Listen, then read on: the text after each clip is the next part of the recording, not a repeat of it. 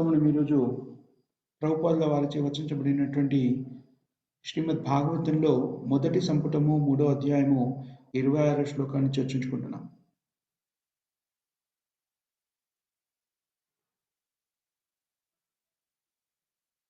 అవతారా హే అసంఖ్యాకే అసంఖ్యేయ, అవతారా హే అసంఖ్యేయ. భగవంతుని యొక్క అవతారాలు అసంఖ్యంగా ఉన్నాయి. దానికి ఉదాహరణ ఇక్కడ ఇవ్వబడింది. ఏంటి? సముద్రం నుంచి ఉద్భవిస్తున్నటువంటి నీటి ప్రవాహం, జలపాతం ఏదైతే ఉంటుందో దానికి అంతం అనేది ఉండదు, అలా పారుతూ ఉంటుంది. అది అదేవిధంగా భగవంతుని అవతారాలకు కూడా లెక్క అంతము అనేటువంటిది ఏమీ లేదు. అనంతంగా భగవంతుని అవతారాలు ఉద్భవిస్తూ ఉంటాయి. మనం నేర్చుకున్నాము, పురుషావతారంలోని కారణోదక సాయి విష్ణు నుంచి అనంతమైనటువంటి లోకాలు ప్రకటితమవుతూ ఉంటాయి. అలా ప్రకటితమైనటువంటి లోకాల్లో అనేక విధాలుగా భగవంతుడు ఆవిర్భవిస్తూ ఉంటాడు. సాత్వనిధి, నిధి అంటే సముద్రము, సాత్వ అంటే ఉండడము, కలిగి ఉండడము. ఇంకో అర్థం సాత్వ అంటే సత్వగుణము, మంచితనము. సాత్వనిదే, ఈ సాత్వనిదే అనే పదానికి అర్థం చెబుతూ భౌతిక ప్రపంచంలో మనకి 3 రకాలైనటువంటి గుణాల గురించి మనం మాట్లాడుకున్నాం. సత్వగుణము, రజోగుణము, తమోగుణము. కానీ నిజమైన సత్వగుణము ఏంటి అంటే, నిజమైన సత్వగుణం అనేటువంటిది ఆధ్యాత్మిక జగత్తులో మనకి ప్రకటితమవుతుంది, కనబడుతుంది. దాన్ని మనం శుద్ధ సత్వం అని కూడా అంటాం.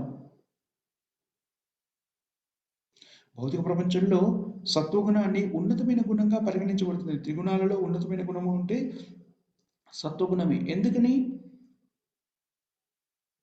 సత్వగుణంలో ఉన్నప్పుడు వ్యక్తి భగవద్భక్తి వైపు ఆకర్షితుడవుతాడు. భగవద్భక్తికి అనుకూలమైనటువంటి గుణము సత్వగుణము. కానీ ఆ సత్వగుణం అనేటువంటిది కూడాను ఎప్పుడైతే మిగిలిన 2 గుణాలతో ప్రభావితం చెందుతుందో, రజస్తమో గుణాలతో, అది భౌతిక కార్యక్రమాల్లో నిమగ్నమవుతుంది. నిజానికి భౌతిక ప్రపంచంలో మనం చూసామనుకోండి, సత్వగుణం కూడాను ఈ భౌతిక బంధనాలకి కారణభూతమవుతుంది. సత్వగుణం కూడాను భౌతిక ప్రపంచంలో మనని ముక్తులను చేయలేదు. అలాగైతే రజోగుణం ఒకటి ఉందనుకోండి, అది భౌతిక బంధనాల్లో భౌతిక ఇంద్రియ తృప్తిని పొందాలి అనేటువంటి అత్యంత బలీయమైన కోరిక ఉంటుంది. తమోగుణం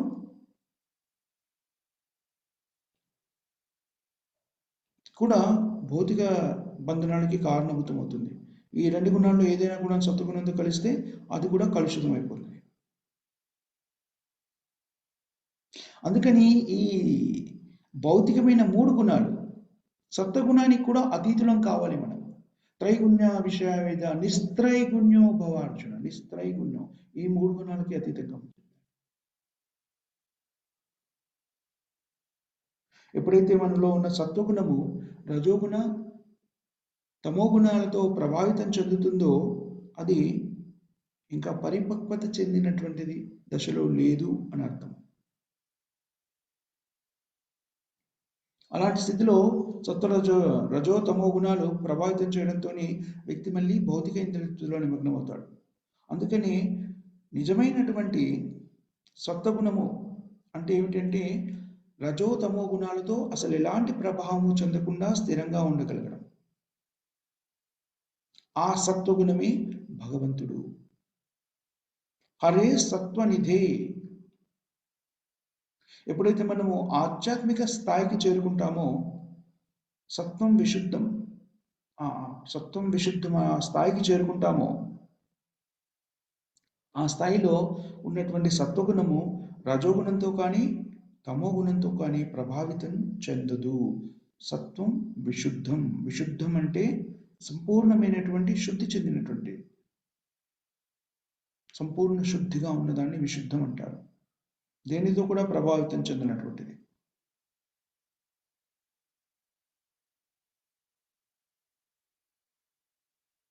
మనకి ప్రభుత్వంలో కూడాను మనం దైనందిన జీవితంలో జీవిస్తున్నప్పుడు శాసనకర్తల చేత, ప్రభుత్వం చేత అనేక రకాలైనటువంటి నియమాలు మన మీద విధించబడతాయి. ఇది చేయకూడదు, అది చేయకూడదు.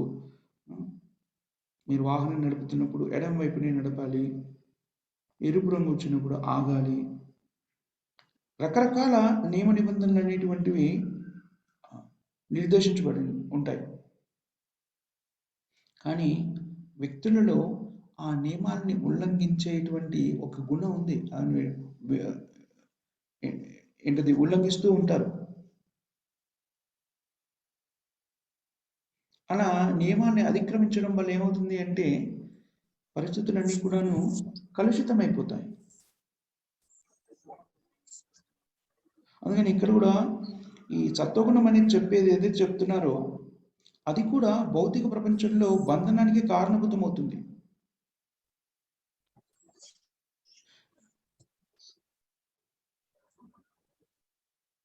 ఎప్పుడైతే మనము భక్తి మార్గాన్ని స్వీకరిస్తామో, నేను ఇప్పుడు భక్తి మార్గంలో స్థిరపడి ఉన్నాను, నేను ఇప్పుడు వైష్ణవుడిగా మారాను అని అనుకున్నప్పుడు చాలా నేర్చుకున్నాను. I have become now learn. వేదశాస్త్రాలన్నీ నేను నేర్చుకోగలిగాను, నేను భక్తుడిని అయ్యాను, సత్వగుణంలో ఉన్నాను అన్నప్పుడు భగవంతుడు చాలా తెలివిగా రజస్తమో గుణాలతోని యుద్ధం చేయమని వాటి ప్రభావాన్ని మాయాదేవి మన మీద పడేలా చేస్తారు. అంతా శుద్ధంగా ఉన్నామనుకో, ఈ రజో తమో గుణాలతో యుద్ధం చేయమనేటువంటి పరీక్షలు పెడతాడు. ఎప్పుడైతే మనము శుద్ధ సత్వంలో లేమో, ఈ రజో తమో గుణాల ప్రభావం చేత, సత్వగుణంలో ఉన్నప్పటికీ రజో తమో గుణాల ప్రభావం చేత ఏమవుతాం? మళ్ళీ మన స్థితి నుంచి దిగజారిపోతాం. అందుకని కొంత మాత్రం భక్తిలో ఉండి అప్పుడప్పుడు విని కొన్ని రౌండ్లు చేసేలా కాదు. ఇలా ఉంటే మనము పడిపోయే అవకాశం చాలా ఎక్కువగా ఉంది. అందుకని మనం భక్తిలో ఉన్నప్పుడు ఎలా ఉండాలి? శుద్ధ సత్వ స్థితిలో, శుద్ధ భక్తిలో స్థిరపడి ఉండాలి, భగవత్ సేవలో స్థిరపడి ఉండాలి. అలా విశుద్ధ స్థితిలో లేకపోతే మనము మన స్థితి నుంచి, శుద్ధ స్థితి నుంచి కూడా దిగజారిపోయే అవకాశం ఉంది. మరి శుద్ధ సత్వము, శుద్ధ భక్తి అంటే ఏమిటి? అన్యాభిలాషిత శూన్యం. భౌతికమైనటువంటి ఇంద్రియ కోరికలు ఏమీ లేకుండా ఉండడం.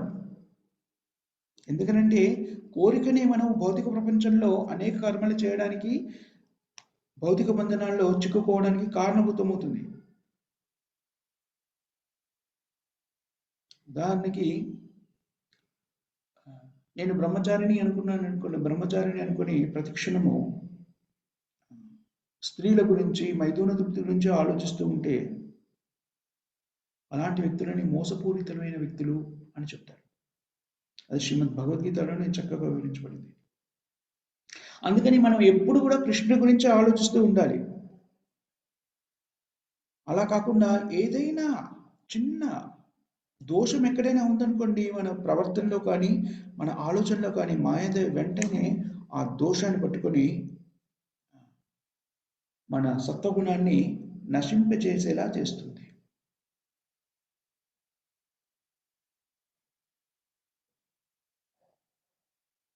మాంచయో వ్యభిచారేణ భక్తి యోగేన సేవతి సగుణాన్ సమతీతైత్యాన్ బ్రహ్మభూయాయ కల్పతే. 14వ అధ్యాయంలో మనము దీన్ని చర్చించుకుంటాం. గుణములు అంటే ఇది సింగులర్ కాదు, ప్లూరల్. గుణాన్ అంటే అర్థం ఏంటంటే ఈ భౌతిక ప్రపంచంలో ఉన్నటువంటి గుణాలు, సత్వ రజస్తమో గుణాలు. ఈ 3 గుణాలని వ్యక్తి ఎప్పుడు అధిగమించగలుగుతాడు? ఏతాన్ బ్రహ్మభూయాయ కల్పతే. ఎప్పుడైతే సంపూర్ణంగా గుణాన్ సమతిత్య ఏతాన్ బ్రహ్మభూయాయ కల్పతే, సంపూర్ణంగా వ్యక్తి ఆధ్యాత్మిక చింతనలో ఉంటే అప్పుడు మాత్రమే ఈ భౌతిక గుణాలని అధిగమించగలుగుతాడు. మనమందరం కూడాను ఆత్మ భగవంతుని యొక్క అంశాన్ని తెలుసుకున్నాం. కానీ మనం ఇప్పుడు భౌతిక ప్రకృతి యొక్క భౌతిక గుణాలచే కప్పబడి ఉన్నాం.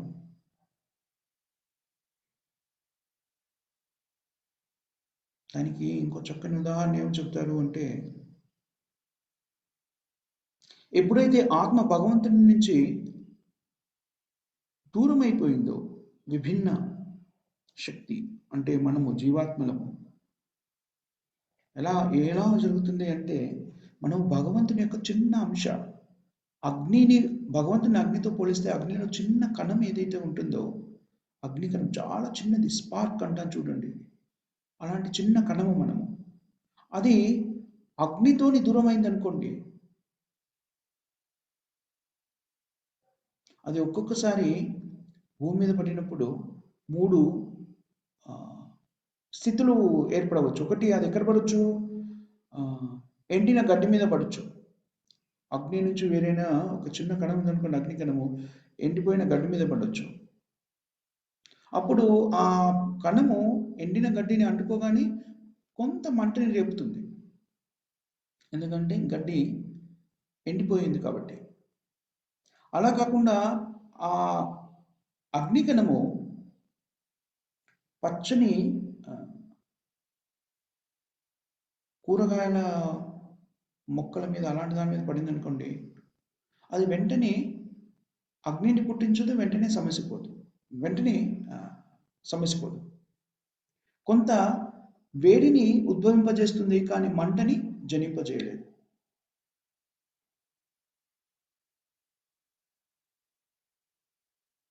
కానీ అదే అగ్నికణము అగ్ని నుంచి విడివడి నీళ్ళలో పడింది అనుకోండి, వెంటనే దాని ప్రభావం నశించిపోతుంది, అది సమసిపోతుంది.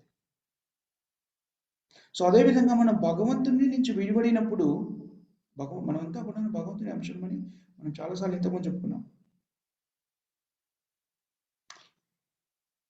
భగవంతుని నుంచి విడిపడము అంటే ఏమిటి? భగవంతునిలాగా మనం ప్రవర్తించడం. భగవంతుని నుంచి విడిపడడం అంటే అర్థం అది. ఎందుకని? నేను కూడాను భగవంతుని చూడడానికి కారణం ఏంటంటే, భగవంతుని మీద మనకు ఉన్నటువంటి ఈర్ష్య. నేను కూడా భగవంతునితో సమానంగా ఉండాలి అనేటువంటి కోరిక. ఇచ్ఛాద్వేష సముద్వేన మనకి 7వ అధ్యాయంలో చెప్పుకుంటాము. ఆ కోరిక మూలంగానే జీవాత్మ భగవంతుని నుంచి దూరం అవుతుంది. దూరమై ఏమనుకుంటే, నేను భగవంతునిలా ఉండాలి అని కోరుకుంటుంది. ఎందుకంటే భగవంతుడు భోక్తారాం యజ్ఞతపస సర్వలోక మహేశ్వరం, అన్నింటినీ అనుభవిస్తున్నటువంటి భోక్త. అప్పుడు మనం ఏమనుకుంటాం, నేనెందుకు ఆ భక్తుని కాకూడదు? అప్పుడు భగవంతుడు అంటే, ఓకే, నువ్వు భోక్త ఎందుకు, నువ్వు భోక్త అవ్వు అని చెప్పేసి భౌతిక ప్రపంచంలోకి మనం పంపించేస్తున్నాడు. అలా పడినప్పుడు మనము సత్వగుణ ప్రభావం చేత ప్రభావితమైతే దాన్ని ఏమంటారు అంటే, మనం ఇందాక ఇచ్చుకున్నటువంటి ఉదాహరణలో అగ్నికణము వచ్చి ఎండుగడ్డి మీద పడినటువంటిదని మన సత్వగుణంలో స్థిరపడినట్టయితే. సత్వగుణము అంటే ఏమిటి? ఎండుగడ్డి. ఇక్కడ ఉదాహరణలో మనము పోల్చుకుంటున్నది. అలాంటి స్థితిలో సత్వగుణంలో పడ్డామనుకోండి, అప్పుడు దాదాపు ఆధ్యాత్మిక స్థితిలోకి వెళ్ళడానికి సిద్ధంగా వెళ్తాం. దాన్ని మనము ఇంతకుముందు అధ్యాయంలో భగవద్గీతలో కూడా చెప్పుకున్నాం. అదేమిటి అంటే, బ్రాహ్మణికల్ క్వాలిఫికేషన్, బ్రాహ్మణత్వానికి సంబంధించిన అర్హతలను కలిగి ఉంటాము. సత్యవచనము, ఇంద్రియ నిగ్రహము, మనస్సుని ఆధీనంలో ఉంచుకోవడము, సరళమైన జీవితాన్ని గడపడము, సంపూర్ణ పరిజ్ఞానాన్ని కలిగి ఉండడము, ఆ సంపూర్ణ పరిజ్ఞానాన్ని జీవితంలో అన్వయించుకోగలగడము, భగవంతుని మీద సంపూర్ణమైన విశ్వాసాన్ని కలిగి ఉండడము, ఇవన్నీ కూడా బ్రాహ్మణుడు అని పిలువబడేటువంటి వ్యక్తిలో ఉండవలసినటువంటి గుణాలు. సత్యం సమోధమ తితీక్షార్జవం, జ్ఞానం విజ్ఞానం ఆస్తిక్యం బ్రహ్మ కర్మ సముద్భవజం. 18వ అధ్యాయంలో వస్తుంది శ్లోకం. ఇది సత్వగుణంలో ఉన్నప్పుడు. రజోగుణము అంటే ఏంటి? ఈ భౌతిక ప్రపంచాన్ని అనుభవించాలి, ఆనందించాలి అనేటువంటి బలీయమైన కోరికను కలిగి ఉండడము రజోగుణం. అలాంటి వాళ్ళు రాజులు, రాజకీయ నాయకులు,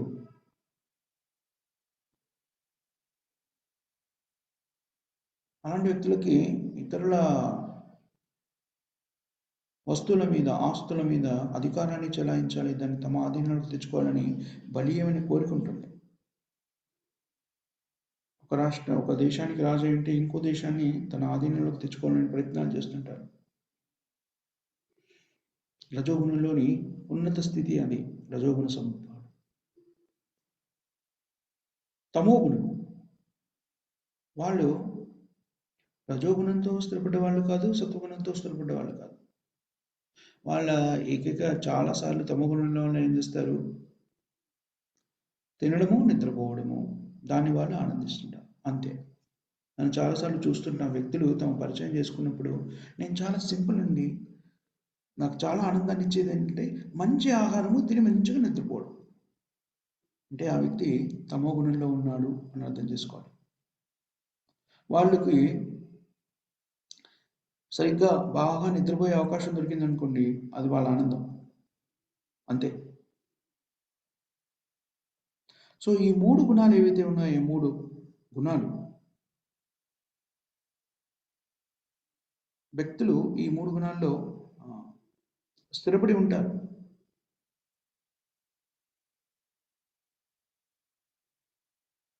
కానీ కలియుగంలో కృష్ణ చైతన్య మార్గానికి సంబంధించిన విధి విధానాల్లో కృష్ణుడు సత్వగుణంలో ఉన్నవాళ్ళు, బ్రాహ్మణత్వ గుణాలు కలిగి ఉన్నవాళ్ళు, బ్రాహ్మణత్వంలో స్థిరపడి ఉన్నవాళ్ళు, ఆ స్థాయిలో ఉన్నవాళ్ళు మాత్రమే నా సేవలో నిమగ్నం కావాలి అని చెప్పడం లేదు.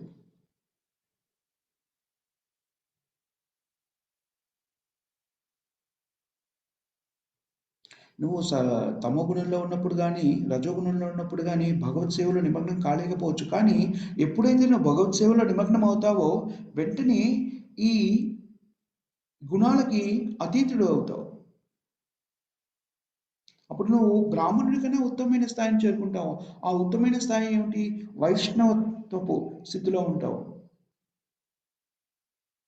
వైష్ణవులు అంటే బ్రాహ్మణులకు సంబంధించిన గుణగణాలకు, బ్రాహ్మణులకు కూడాను ఉన్నతమైన స్థితిలో ఉన్నవారు, వాళ్ళకు కూడా అతీతమైనటువంటి వాళ్ళు.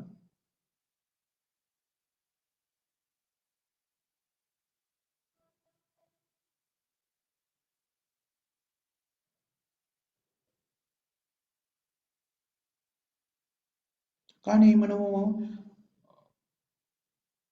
బ్రాహ్మణికల్ క్వాలిటీస్ అని ఏవైతే చెప్పుకుంటున్నామో, ఏ అర్హతలు ఉంటే బ్రాహ్మణులు అని పిలుస్తారు అని చెప్పుకుంటున్నామో, బ్రాహ్మణులు అనబడతారు, వాళ్ళు బ్రాహ్మణులు నిజానికి అని చెప్పుకుంటున్నాము, ఆ అర్హతలు కూడా మనలో లేవనుకోండి, మన భక్తులం ఎలా అవుతాము? భక్తులము లేక వైష్ణవులము అంటే బ్రాహ్మణుల కన్నా ఉన్నతమైన స్థాయిలో ఉన్న వాళ్ళు అని చెప్తున్నాము. మరి బ్రాహ్మణులో ఉండే గుణాలు కూడా మనలో లేకపోతే ఇంక మనము భక్తులం ఎలా అవుతాము? అందుకని వైష్ణవుడిగా స్థిరంగా ఉండడం అనేటువంటిది అంత సులభమైన విషయం కాదు. ఎందుకంటే బ్రాహ్మణులకు ఉండవలసిన గుణాలు మనం ఇందాక చెప్పుకున్నాము, సత్యవాక్ పరిపాలనము, మనస్సు మీద సంపూర్ణమైనటువంటి నిగ్రహణ, ఇంద్రియాల మీద నిగ్రహణ, శుచి, శుభ్రత, ఇలాంటివన్నీ కూడాను బ్రాహ్మణత్వానికి చెందినటువంటి గుణాలు. వైష్ణవులు బ్రాహ్మణుల కన్నా అతీతులు, ఉన్నతులు అని చెప్పుకున్నప్పుడు ఈ గుణాలన్నీ వాళ్ళలో తప్పకుండా ఉండి తీరాలి.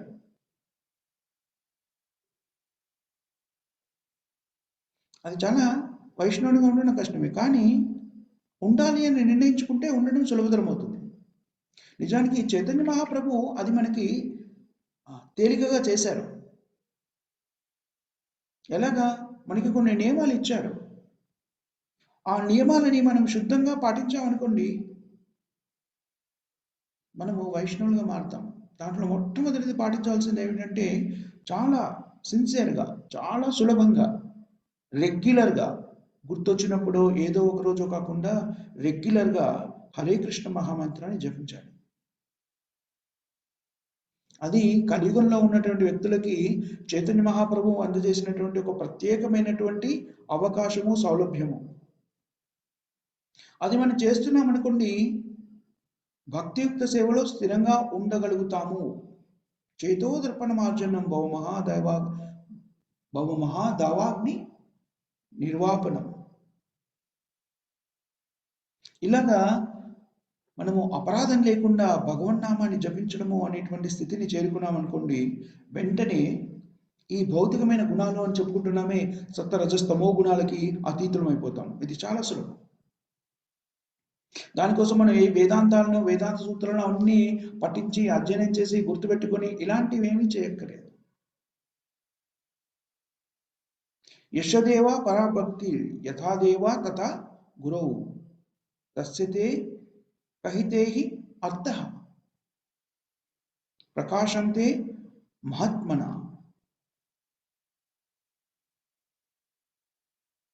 ఉపనిషత్తులో చెప్పబడినటువంటి సత్వరోపనిషత్తు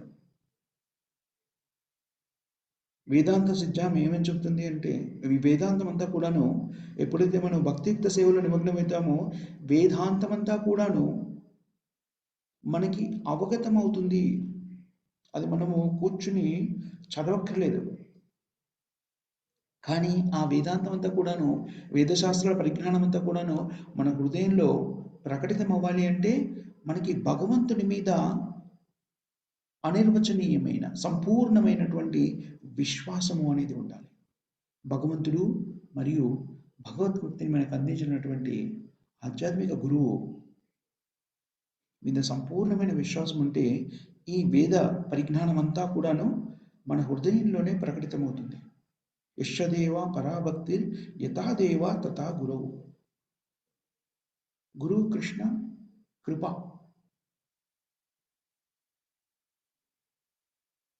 చైతన్య చరితామృతంలో ఏమని చెప్పబడింది అంటే, మధ్యలీలలో వస్తుందేమని. మనము ఆధ్యాత్మిక అభివృద్ధిని ఎప్పుడు చేయగలుగుతాము అంటే, భగవంతుడైన కృష్ణుడు మరియు గురువు యొక్క కృప ఉన్నప్పుడు మనం ఆధ్యాత్మిక ప్రగతిని సాధించగలుగుతాం. ఇప్పుడు మనము శ్రీల ప్రభుపాదుల వారిని గురువుగా స్వీకరించి ఆయన ద్వారా పరిజ్ఞానాన్ని స్వీకరించి కృష్ణుడి యొక్క కృపను పొందాలనుకుంటున్నాము. కృష్ణుడి యొక్క కృపను పొందడము, ఆధ్యాత్మిక గురువు చెప్పినటువంటి నియమాలను పాటించడము అంటే మనకి శ్రీల ప్రభుపాదుల వారి ద్వారా మనం నేర్చుకుంటున్నటువంటి ఈ గ్రంథాల ద్వారా ఏదైతే నేర్చుకుంటున్నామో వాణి రూపంలో ప్రభుపాదుల వారు మనకి తన సూచనలని నిర్దేశిస్తున్నారు. వాటిని స్వీకరించి మన జీవితంలోకి అన్వయించుకున్నప్పుడు మనము కృష్ణుడి యొక్క కృపకి పాత్రలమవుతాం. అంతేకాని మనకు మనముగా గురువు లేకుండా స్వతంత్రంగా కృష్ణుడిని చేరుకోవాలనే ప్రయత్నము సరైంది కాదు. ఇక్కడ మనం ఆ పని చేయట్లేదు, ఆ పని చేసే శక్తి కూడా మనకి లేదు. ఇప్పుడు మనం శ్రీల ప్రభుపాదుల వారిని ఆశ్రయించి తద్వారా మనము భగవంతుడైన కృష్ణుడి యొక్క కృపని పొందాలనుకుంటున్నాము. ఈ విధంగా మనము సరైనటువంటి మాధ్యమం ద్వారా భక్తి మార్గంలో స్థిరపడగలిగితే తప్పకుండా ఆధ్యాత్మికమైనటువంటి పురోగతిని సాధించగలుగుతాం. ఎవరైనా గురువు అక్కర్లేదు, నా ఇష్టం వచ్చినట్టు ఆలోచించుకొని, శాస్త్రాలు అక్కర్లేదు, గురువు అక్కర్లేదు, ఏం అక్కర్లేదు, నా ఇష్టం వచ్చినట్టు ఆలోచించుకొని అదే భక్తి అనుకుంటున్నాను అనుకుంటే ఆధ్యాత్మిక ప్రగతి వాళ్ళకి లభించదు.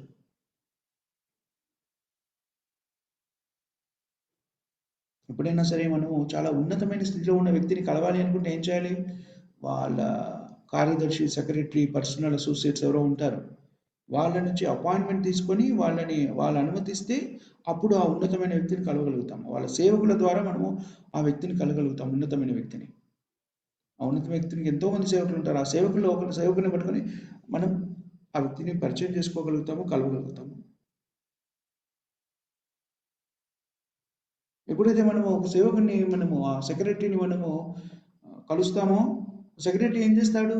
ఆ ఉన్నతమైన వ్యక్తికి తెలియజేస్తాడు, సార్ ఈ వ్యక్తి మిమ్మల్ని కలవాలి అని అనుకుంటున్నారు, చాలా మంచి వ్యక్తిలాగా కూడా కనబడుతున్నారు, సాంప్రదాయకంగా చక్కగా మాట్లాడారు, మీరు ఒకసారి కలవండి ఇలా చెప్తారు సేవకుడు.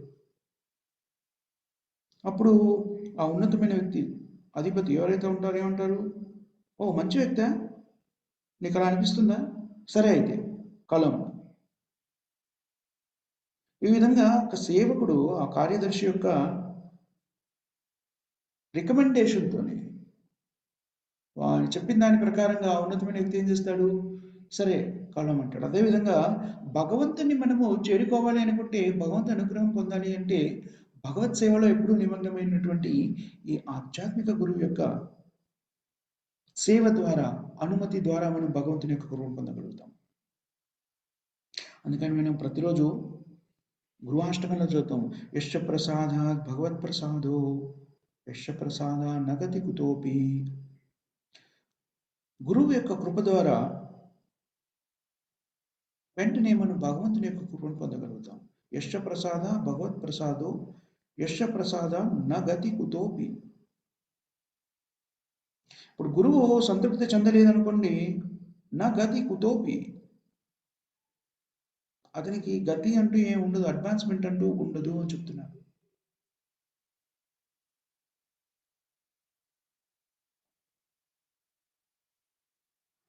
ధ్యాయం సత్వం తస్య యశస్త్రి సంధ్యం. ఈ గురువాష్టకం ఏదైతే ఉందో, సంసార ధావ దల్లీలలోక, కానీ ప్రతిరోజు మనము యాక్చువల్గా భగవంతుని ప్రార్థన ఉదయం పూట మన ప్రోగ్రామ్ ఏదైతే ఉందో, భగవంతుని ఆరాధించే పద్ధతి ఏదైతే ఉందో గురువాష్టకంతో ప్రారంభిస్తాం. అలాగే ప్రారంభించాలి.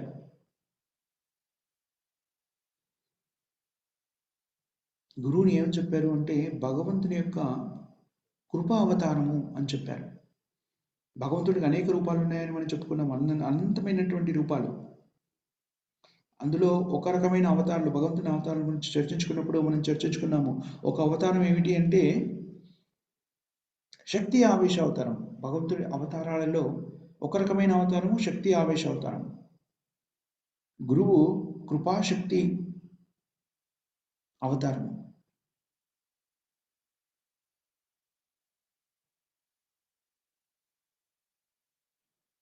సో గురువు ఆరాధిస్తున్నాము అంటే భగవంతుని కృపకి పాత్రలం అవుతాము.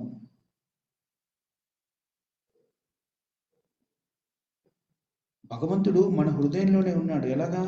చైత్య గురువు. నిజానికి మన మొట్టమొదటి స్పిరిచువల్ మాస్టర్, ఆధ్యాత్మిక గురువు ఎవరు అంటే భగవంతుడే స్వయంగా మన హృదయంలో స్థిరపడి ఉన్నాడు పరమాత్ముడిగా. ఈశ్వర సర్వభూతానాం హృదయేశార్జున తిష్ఠితతి.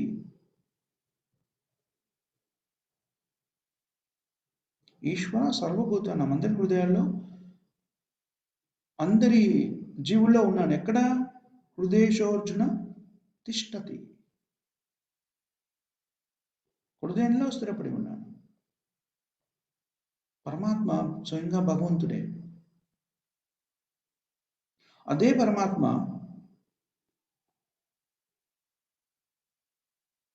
మన ఎదురుగా కనబడుతున్నాను అనుకోండి, కృపావతారంలో దాన్ని హృదయంలో పరమాత్మగా ఉండి మనకి బోధిస్తూ ఉంటారు. బాహ్య రూపంలో, గురు రూపంలో ప్రకటితమై మనకి వైదిక జ్ఞానాన్ని అందిస్తుంటారు. అందుకని మనం ఈ గురువాష్టకంలో వచ్చినప్పుడు ఒక శ్లోకం వస్తుంది, ఏమని? సాక్షాత్ దరిద్రేణ సమస్త శాస్త్ర, సాక్షాత్ దరిద్రేణ సమస్త శాస్త్రే. గురువు భగవంతుని యొక్క కృప అవతారము అని చెప్పబడింది. సాక్షాత్ దరిద్రేణ,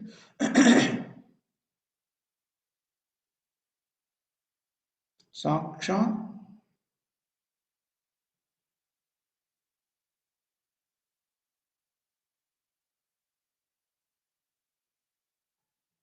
సాక్షాత్ హరిత్వేన సమస్త శాస్త్రే.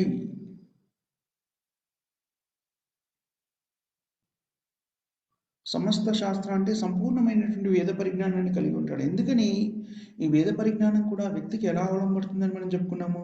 సాక్షాత్ ధరిత్వేన సమస్త శాస్త్రే యుక్త. ఎందుకు ఇది జరుగుతుంది అంటే, భక్తుడు శుద్ధ భక్తి స్థితిలో ఉండి భగవంతుని సేవలో నిమగ్నమైనప్పుడు శాస్త్రాల యొక్క పరిభాష అంతా కూడాను, శాస్త్రాలన్నీ కూడాను హృదయంలోనే మనకి ప్రకటించబడతాయి. ఎందుకంటే చైత్య గురువుగా భగవంతుడైనటువంటి పరమాత్మ మన హృదయంలో స్థిరపడి ఉన్నాడు కాబట్టి ఆ విజ్ఞానం అంతా ప్రకటితమవుతుంది. ఆధ్యాత్మిక గురువు అంటే ఎప్పుడు కూడా భగవత్ సేవలో నిమగ్నమై ఉంటాడు.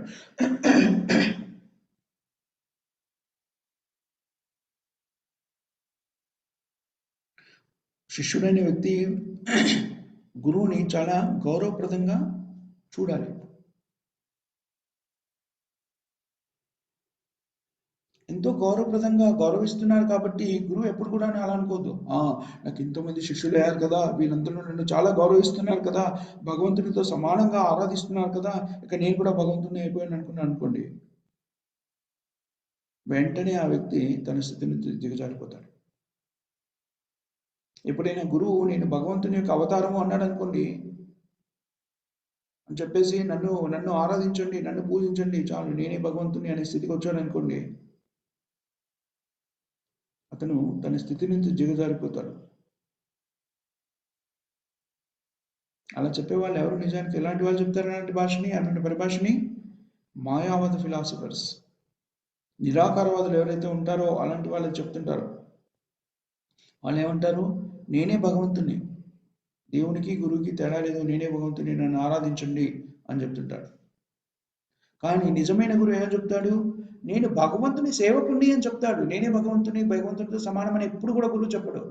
శిష్యుడు గురువుని అలాగా భగవంతునితో సమానమైనటువంటి భావనతో ఆరాధిస్తాడు. కానీ గురువు ఎప్పుడు కూడా నేను భగవంతునితో సమానుని అని చెప్పుకోడు. ఎప్పుడు కూడాను నేను భగవంతుని యొక్క సేవకుణ్ణి అని మాత్రమే చెప్పుకుంటాడు. చివానికి సేవకుణ్ణి అని కూడా, సేవకుడి యొక్క సేవకుణ్ణి, సర్వెంట్ ఆఫ్ గాడ్. ఎందుకంటే గురువు కూడాను తన గురువుకి సేవకుడు. గోపి వ్రతపద కమలయో దాసానుదాస. చైతన్య చరితామృత మధ్యలో వస్తుంది ఈ శ్లోకము. గోపి వ్రత పద కమలయో దాసానుదాస. నిజమైన గురువు ఎప్పుడు కూడాను భగవంతునితో సమానమైన ఆరాధనని పొందుతున్నప్పటికీ, గౌరవాన్ని పొందుతున్నప్పటికీ ఎప్పుడు కూడాను తాని భగవంతుణ్ణి అని ఎప్పుడు కూడా చెప్పడు. ఎప్పుడు కూడా తాను భగవంతుని యొక్క దాసానుదాసుని. ఎలాంటి స్థితిలో ఉన్నాడు? చాలా హేయమైన పడిపోయిన దశలో ఉన్నటువంటి ఒక చిన్న సేవకుని, నేను భగవంతుని యొక్క సేవకుని. అది నిజమైన గురు యొక్క స్థితి. సో సముద్రంలో నుంచి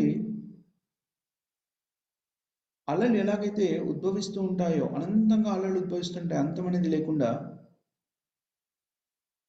ఎప్పుడైనా సముద్ర పొడ్డుకి వెళ్ళినప్పుడు చూడొచ్చు, 24 గంటలు అలాగా అలలు అలా వస్తూనే ఉంటాయి. అలాగే భగవంతుని యొక్క అవతారాలు కూడాను అలాగే అలల్లాగా అసంఖ్యాకంగా అలా వస్తున్నాయి. ఎందుకు రాకూడదు? ఎందుకనంటే అనంతమైనటువంటి బ్రహ్మాండాలు ఉద్భవిస్తున్నాయి భగవంతుడి నుంచి. ఒక బ్రహ్మాండం కాదు. బ్రహ్మ సంహితలో కూడా మనం నేర్చుకుంటాము. యశై కనీశ్వసత కళామతావలంబో జీవంతి లోమ విలజా జగదాంత కోటి శశేష వసదాది విభూతి భిన్నం జగదాంతనాథ. ప్రతి బ్రహ్మాండంలో కూడాను భగవంతుడే అధిపతి.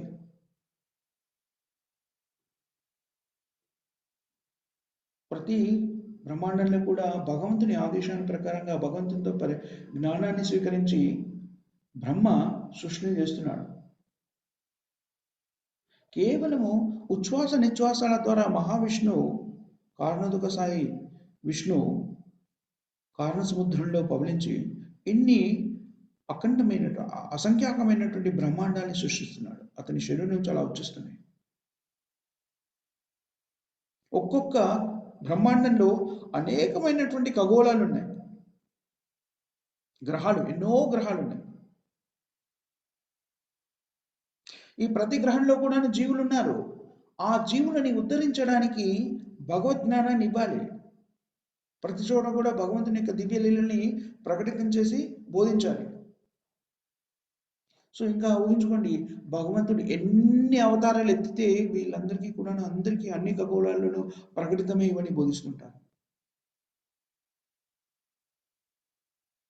ఒక్కొక్క బ్రహ్మాండంలో అనేకమైనటువంటి గ్రహాలు ఉన్నాయి. ఒక్కొక్క గ్రహంలో, ప్రతి గ్రహంలో కూడా జీవాత్మలు ఉన్నాయి. ఆ జీవాత్మలన్నీ బద్ధ స్థితిలో ఉన్నాయి. వాటన్నింటి కూడా ప్రబోధించాలి. కాబట్టి భగవంతుడు ఎన్నో చోట్ల ప్రతి క్షణం అనంతంగా అవతరిస్తూ ఉంటాడు. మనమంతా కూడా భగవంతుని యొక్క సంతానం. కానీ భగవంతుడైన కృష్ణుడి యొక్క సంతానం కానీ ఆ విషయము మర్చిపోయి మన బద్ధ జీవితంలో జీవిస్తున్నాం. కాబట్టి తండ్రిగా భగవంతుడు ఆవిర్భవించి తన సంతానాన్ని తిరిగి సరైన దారిలో పెట్టుకునే ప్రయత్నం చేస్తున్నాడు. తిరిగి తమ వారి యొక్క స్థితిలోకి తీసుకెళ్లే ప్రయత్నం చేస్తున్నాడు. అందుకని భగవంతుడు మళ్ళీ మళ్ళిస్తున్నాడు. కృష్ణుడు స్వయంగా వచ్చి తన గురించి ఈ బద్ధజీవులకు తెలియజేస్తున్నాడు. ఏమని చెప్తున్నాడు? ఈ భౌతిక ప్రపంచంలో ఎందుకు ఇన్ని కష్ట నష్టాలను అనుభవిస్తూ ఈ జీవితాన్ని గడుపుతున్నావు? వచ్చేసే, మన ఇంటికి వెళ్ళిపోదాం. నన్ను శరణు పొందు, సంతోషంగా ఉంటావు, రా అని పిలుస్తున్నాడు.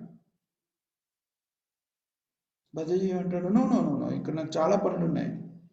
భగవద్గీత క్లాసు, భాగవతం క్లాసు కుదరదు. 16 రోజుల చాంటింగ్, ఓ వెరీ వెరీ డిఫికల్ట్, చాలా కష్టం, ఎన్నో పనులు ఉన్నాయి. భగవంతుడు అంటున్నాడు, రా నా దగ్గరికి వచ్చేసి మన ఇంటికి వెళ్ళిపోతాం. మనం అన్నా, లేదు లేదు లేదు, చాలా చాలా పనులు ఉన్నాయి. ఇది బ్రహ్మ దగ్గర నుంచి మొదలెడితే చిన్న చీమ వరకు, చిన్న సూకరము, పంది అంటారే దాని వరకు అన్నీ కూడాను ఏం చేస్తున్నాయంటే తమకు తాముగా ఆనందాన్ని పొందే ప్రయత్నం చేస్తున్నాయి. కానీ వాళ్ళు భగవంతుడైన కృష్ణుడికి శరణాగతి పొందడానికి ఇష్టపడరు. కానీ కృష్ణుడికి వీళ్ళందరూ తన సంతానమే కాబట్టి వచ్చేయమంటున్నాడు, ఇంటికి వచ్చేయండి. ఎందుకలా ఇల్లు వదిలి వెళ్ళిపోయి మీకు మీరుగా ఏదో ఆనందాన్ని అనుభవించాలనుకొని ఇన్ని కష్టాలు ఎందుకు పడుతున్నారు? నన్ను శరణు పొందండి, రండి, ఆనందంగా ఉండవచ్చు. అందుకని భగవంతుడు ఏం చెప్తున్నాడు? సర్వధర్మాన్ పరిత్యజ్య మామేకం శరణం వ్రజ అహంపా సర్వ పాపేభ్యో మోక్షయిష్యామి మా శుచ. నువ్వు ఎన్నో పాపాలు చేశావు. ఆ పాపాలన్నింటినీ నీవు భౌతిక జీవితంలో జీవిస్తున్నప్పుడు, రకరకాల జన్మలు ఎత్తుతున్నప్పుడు, నీ కోరికల్ని పూర్తి చేసుకోవడానికి అనంతమైన పాపాలు చేశావు. వాటికి అంతం కూడా లేదు, ఎన్నో లెక్క పెట్టడం కూడా సాధ్యం కాని పాపాలు చేశావు. కానీ నువ్వు నన్ను శరణాగతి పొందితే నేను ఈ పాపాలన్నింటినీ కూడాను నేను ముక్తిని చేసేస్తాను వెంటనే. మనము చైతన్య మహాప్రభు అవతారంలో గమనిస్తాము. జగాయి మాదాయికి సంబంధించినటువంటి లీలలో ఆ కథ మనకు తెలుసు, ఇంతకుముందు కూడా చెప్పుకున్నాం. చాలా పాపభూషితమైనటువంటి జీవితం జగాయి మాదాయిది. 4 రకాలైనటువంటి ఏవైతే చేయకూడదని మనము రోజు చెప్పుకుంటామో 4 నియమాలు, అన్నింటినీ విచ్చలవిడిగా ఉల్లంఘించినటువంటి జీవితం.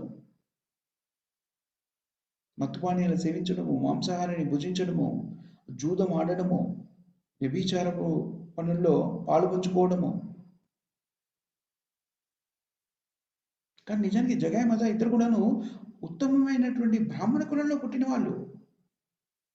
కానీ దుష్ట సాంగత్యంతో ఆ విధంగా తాగుబోతులు, తిరుగుబోతులు, జూదరులు, మాంసాహార భక్షకులుగా మారారు. తద్వారా ఏం చేశారు? వాళ్ళు సంఘంలో, సమాజంలో రకరకాలైనటువంటి అవరోధాలు, అవాంతరాలు కల్పించేవాళ్ళు. ఇలాంటి వ్యసనాలు ఉన్నటువంటి వ్యక్తి సమాజంలో రకరకాలైనటువంటి డిస్టర్బెన్స్, న్యూసెన్స్ క్రియేట్ చేస్తుంటారు. అందుకని ప్రపంచమంతా కూడాను డిస్టర్బ్డ్ స్టేజ్లో ఉంది నిజం చెప్పాలి అంటే. ఎందుకు సమాజం అంతా కూడాను ఇలాగా ఆందోళనకరమైన స్థితిలో ఎందుకుంది అంటే, ఈ సమాజం అంతా కూడాను పాపభూయిష్టమైన వ్యక్తులతో నిండిపోయింది. వ్యభిచారులు, మత్తు పానీయాలు సేవించేవాళ్ళు, జూదలు, ఈ ప్రపంచమంతా ఒక ప్రదేశమని కాదు, అంతా వీళ్ళతో నిండిపోయింది. అలాంటి స్థితిలో ఉండి వాళ్ళు ఏం ఆలోచిస్తున్నారు? శాంతి కావాలి, శాంతి కావాలి. ఎలా వస్తుంది శాంతి?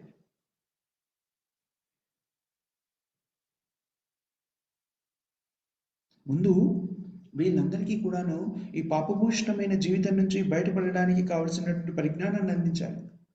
ఈ పాపభూయిష్టమైన జీవితం నుంచి బయటపడమని చెప్పాలి. అప్పుడు శాంతి గురించి మాట్లాడొచ్చు, శాంతి సాధ్యమవుతుంది. అది లేకుండా రకరకాల పాపాలను చేస్తూ శాంతి కావాలి అంటే ఎలా వస్తుంది? ఒక చిన్న పొరపాటు, ఒక తప్పు చేస్తే అది మనస్సుని వేధిస్తుంది కదా, ఆందోళన చెందిస్తుంది కదా, మళ్ళీ మళ్ళీ తప్పు చేశామే అనేటువంటి భావన కలుగుతుంది కదా. అలాంటి తప్పుల మీద తప్పులు కోటాను కోట్లుగా ప్రతి ఒక్కడు అదే తప్పు చేస్తూ ప్రశాంతంగా ఉండాలండి, శాంతి కావాలి, ఎలా వస్తుందండి?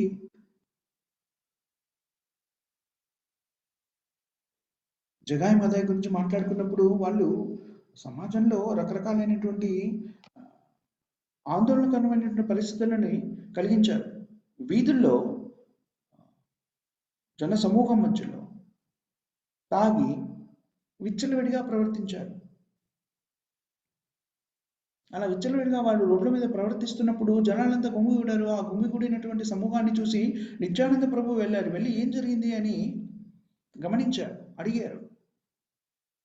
ఎందుకు ఇలా సమూహం అంతా ఏర్పడింది అంటే, నిత్యానంద ప్రభు మరియు నిత్యానంద మహాప్రభు, హరిదాస్ ఠాకూర్ వీళ్ళిద్దరూ కూడాను, వాళ్ళిద్దరూ దీన్ని ప్రబోధించడానికి, భగవద్ ధర్మాన్ని ప్రబోధించడానికి వీధులలో ప్రచారానికని వెళ్ళారు. వీళ్ళ గురించి ప్రజలు చెప్పారు, వీళ్ళిద్దరూ చాలా మూర్ఖమైనటువంటి సోదరులు, చాలా పాపభూయిష్టమైనటువంటి జీవితాన్ని గడుపుతున్నటువంటి పాపాత్ములు.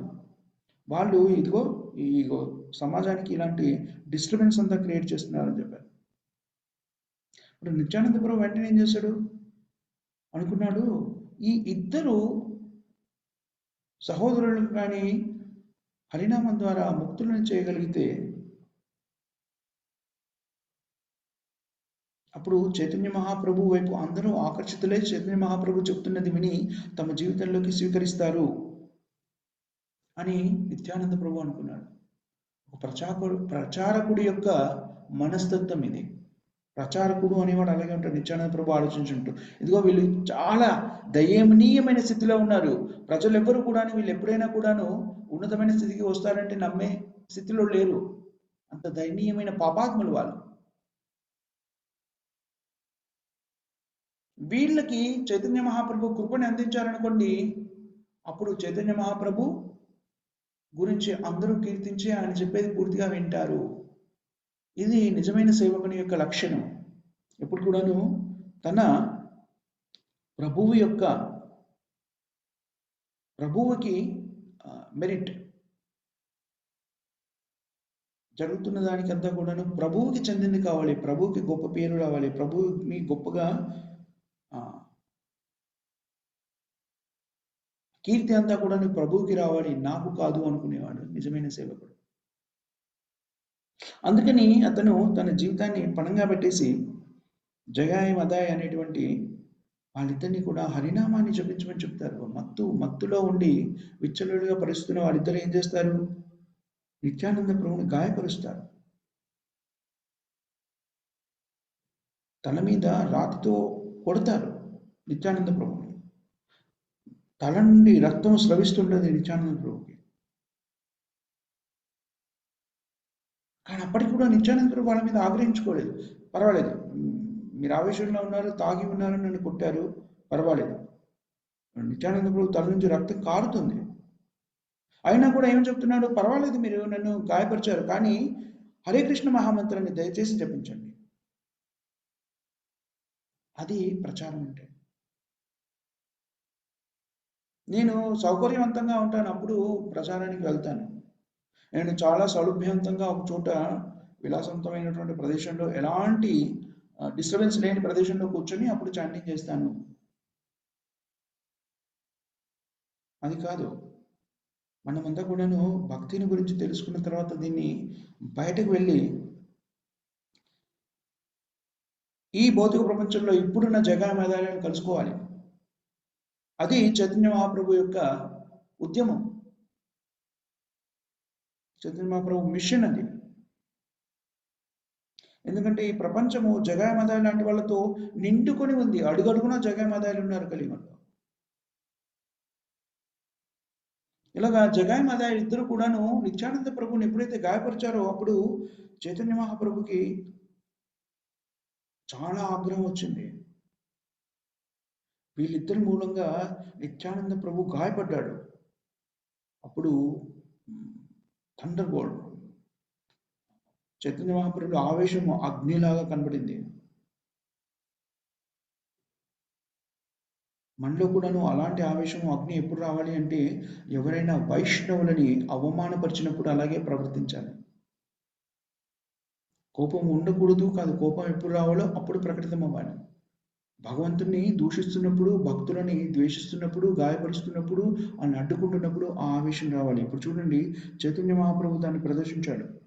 నిత్యానంద ప్రభుకి గాయమైంది అని తెలియగానే చైతన్య మహాప్రభు ఆవేశపూరితుడయ్యాడు.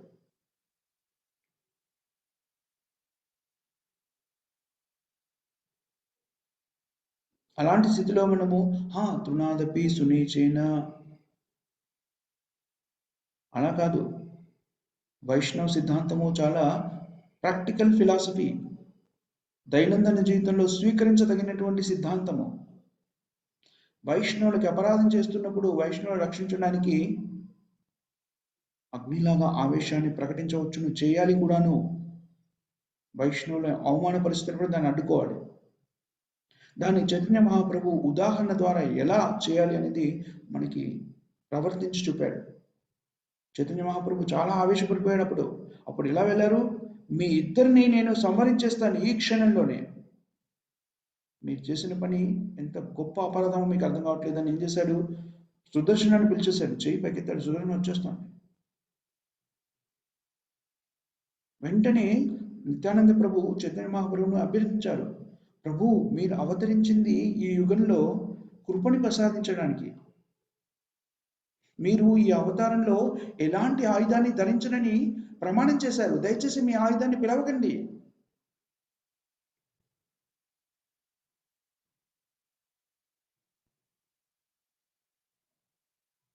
నువ్వు రామచంద్రుడి అవతారంలో అస్త్రాన్ని పట్టుకున్నావు, కృష్ణుడి అవతారంలో అస్త్రాన్ని పట్టుకున్నావు. ఈ అవతారంలో మీరు ఈ బద్ధజీవులందరినీ కూడాను ఉద్ధరిస్తానని అవతరించారు. అందుకని దయచేసి వాళ్ళని సంహరించకండి, క్షమించండి, వాళ్ళని క్షమించి మీ కృపని ప్రసాదించండి. ఇది నిత్యానంద ప్రభు విధి, నిత్యానంద ప్రభు స్థితి. నిత్యానంద ప్రభు ఎవరు? గురువు, ఆది గురువు. నిత్యానంద ప్రభు యొక్క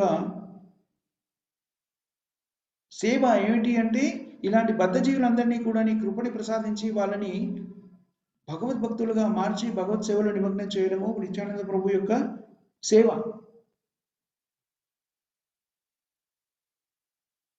ఇదంతా జరుగుతున్నప్పుడు ఇది గమనించి జగాయ్ మద ఇద్దరు కూడాను అప్పటికే భగవంతుని పాదాల మీద పడిపోయారు, చైతన్య మహాప్రభు పాదాల మీద పడిపోయారు. మేమెంతో పాపాత్ములము, ఎన్నో రకాలైనటువంటి దుష్కర్మలు చేస్తున్నాం, దయచేసి మమ్మల్ని క్షమించి స్వీకరించండి అని వింటున్నాడు. అప్పుడు చైతన్య మహాప్రభు ఒకే ఒక నియమాన్ని పెట్టాడు. మీ జీవితము ఎన్నో పాపాలతో స్థిరపడినటువంటి జీవితం, ఎన్నో రకాల పాపాలు చేశారు మీరు. ఒక్క ప్రతిజ్ఞ చేయండి, ఆ పాపాలన్నింటిలో ఏ పాపాన్ని కూడా మళ్ళీ మీరు చేయను అని ప్రమాణం చేయండి. అప్పుడు మిమ్మల్ని నేను స్వీకరిస్తాను. వెంటనే వాళ్ళిద్దరు కూడాను, లేదు ప్రభు, మేము జీవితంలో ఇంకా మళ్ళీ ఆ పాపపు కార్యాలు చేయము అని ప్రమాణం చేశారు. ఇది భౌతిక ప్రపంచంలో కూడాను మనం ఇందాక చెప్పుకున్నామే, భౌతిక ప్రపంచంలో అడుగడుగున మనకి ఇప్పుడు కలియుగంలో జగాయి మదాయిలు ఉన్నారు అని చెప్పుకున్నాం. ఇది ఎప్పుడైనా కూడా భగవద్భక్తిలో ముందుకు వెళ్ళాలి అంటే ఎవరినైనా గురువు ఎవరైనా స్వీకరించాలని అనుకుంటే ఇది చాలా ముఖ్యమైనది. మనము ఆధ్యాత్మిక సాధించాలంటే ఇది చాలా ముఖ్యమైనది. ఏమిటంటే ఇన్నాళ్ళు నేను పాపపు కార్యాలు చేసి ఉండొచ్చు, తెలుసో తెలియకునో ఏదో విధంగా, కానీ ఇప్పుడు పరిజ్ఞానం వచ్చింది, దీనిలో నాకు స్థిరపడాలి అనుకున్నాను, దీంట్లో నాకు కన్విక్షన్ వచ్చింది, భగవంతుడు అంటే ఏంటో అర్థమైంది, కాబట్టి నేను ఈ పాప కార్యాలను చేయను అని ఒక నిర్ణయం తీసుకొని దాని మీద స్థిరపడి ఉండాలి. అందుకని మనం ఎప్పుడైతే దీక్ష తీసుకుంటామో అప్పుడు కూడా దీన్ని ప్రతిజ్ఞ చేస్తారు యజ్ఞం మీద. వ్యభిచారం చేయనని, జూదం ఆడనని, మత్తుపానీయాలు సేవించనని, మాంసాహారం స్వీకరించనని ప్రమాణం చేస్తారు. కానీ అలా ప్రమాణం చేసి నువ్వు వ్యక్తిగతంగా ఒక్కడే ఉన్నప్పుడు నేను ఇంట్లోనే ఉన్నాను కదా, గురువు ఎదురుగా వచ్చి చూసాడా, నేనేదో అనుకున్నానప్పుడు దేవుడు ఏమైనా చూసాడా, నేను ఈ నియమం పెట్టుకున్నాను కానీ పర్వాలేదులే ఎవరు చూడట్లేదు అని మళ్ళీ తిన్నాను అనుకో, అలాంటప్పుడు నువ్వు ఎలాంటి మనిషివి? అలా మోసపూరితమైన జీవితాన్ని గడపొద్దు. చాలా సరళంగా ఉండాలి. ఎప్పుడైతే మనం ఒక ప్రతిజ్ఞని చేసామనుకోండి, ఇది నేను ఇప్పటి నుంచి చేయను, అవి చేయకూడదు. స్థిరంగా ఉన్నతమైన స్థితిలో ఉన్నామనుకోండి, అప్పుడు మనం ఆధ్యాత్మిక ప్రగతిని సాధించగలుగుతాం. ఇప్పుడు ఎవరు కూడాను ఈ ఆందోళనకరమైనటువంటి పరిస్థితులు ఏవైతే కలుగుతున్నాయనుకుంటున్న సమాజంలో, అలాంటివన్నీ కూడా వ్యక్తులందరూ దీన్ని స్వీకరిస్తే అవన్నీ కూడా సమసిపోతాయి. నీకు నువ్వే వీటినన్నింటినీ కూడా ఉల్లంఘిస్తూ నిన్ను నువ్వే కల్మషపరుచుకున్నావు అనుకోండి, మనలోని ఉన్నతమైన స్థితి నశించిపోతుంది. సత్వగుణం కూడా నశించిపోతుంది. ఇది ఒక రకమైనటువంటి హెచ్చరిక. ఎప్పుడైతే మనం భగవద్భక్తిని స్వీకరించి దాంట్లో ఉండాలని మనం దృఢమైన నిర్ణయం తీసుకుంటామో, దాని నుంచి అటు ఇటు కదలకుండా ఉండాలి.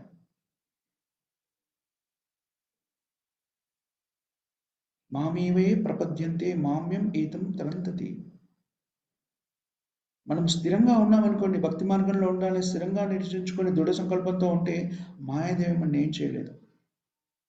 కానీ నిన్ను నువ్వే మోసం చేసుకున్నావు అనుకో, ప్రపంచానికి కూడా చూపించి నేను చేయలేదనుకోండి, నిన్ను నువ్వు మోసం చేసుకొని గురువుని మోసం చేసి భగవంతుని మోసం చేసే ప్రయత్నం చేశావు అనుకోండి, అప్పుడు మాయాదేవి చక్కగా మనని మోసం చేస్తుంది. అందుకని భక్తి మార్గాన్ని స్వీకరించినప్పుడు దాన్ని శుద్ధమైన స్థితిలో సరళమైన హృదయంతో నిజాయితీగా దాన్ని స్వీకరించాలి. ఈ 4 నియమాల్ని వ్యక్తులు చూస్తున్నారా, ఎక్కడైనా ఉన్నామా, ఎవరు చూడట్లేదు కదా, ఇప్పుడు చేయొచ్చు కదా అని కాకుండా శుద్ధమైన స్థితిలో దాన్ని పాటించాలి. అప్పుడు మనము ఆధ్యాత్మిక ప్రగతిని సాధించగలుగుతాము. భగవంతుడు ఎన్నో అవతారాలు ఉన్నాయని మనం ఇందాక చెప్పుకున్నాం. అనంతమైనటువంటి అవతారాలు ఉన్నాయి. భగవంతుడు రకరకాల అవతారాల్లో మనకి ఈ పరిజ్ఞానాన్ని అందిస్తుంటాడు. గురువు రూపంలో, భక్తుల రూపంలో రకరకాలుగా భగవంతుడు ప్రకటితమైన పరిజ్ఞానాన్ని మనకు అందిస్తున్నాడు. సో దాన్ని స్వీకరించినప్పుడు మనం ఉన్నతమైన స్థాయిలో ఉండగలుగుతాము. హరే కృష్ణ. Thank you. ఎవరికైనా ఏమైనా క్వశ్చన్స్ కానీ కామెంట్స్ కానీ ఉన్నాయా మాతాజీ అండ్ ప్రభుజీ?